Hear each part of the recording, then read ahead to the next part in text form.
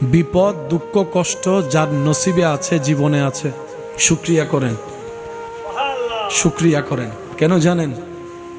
সুখের সময় রবের কথা মনে থাকে না, মনে পড়ে না। কষ্ট বিপদ রোগ আসলে রবের কথা বারবার মনে হয়। সেজন্য প্রেমিক বলে ওই কষ্টটাই আমার জন্য নিয়ামত, যে কষ্টের কারণে আমি আমার রবকে স্মরণ করতে পারি। সুবহানাল্লাহ। ওই বিপদটাই আমার জন্য আমি নিয়ামত মনে করি, যে বিপদটার কারণে আমার অন্তরে অনুভূতি জেগেছে 2 রাকাত শুকরিয়ার নামাজ পড়ার জন্য, রবের দরবারে সিজদা দেওয়ার জন্য।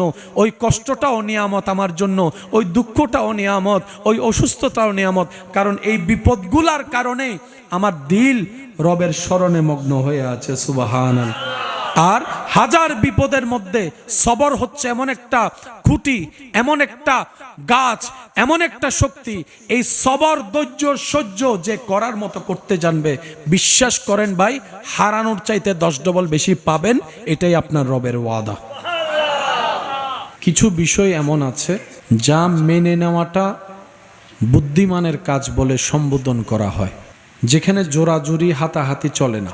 আবার কিছু বিষয় আছে যেটা মানুষের কন্ট্রোলে থাকে, নিয়ন্ত্রণে থাকে, মানুষ চাইলেই পরিবর্তন করতে পারে।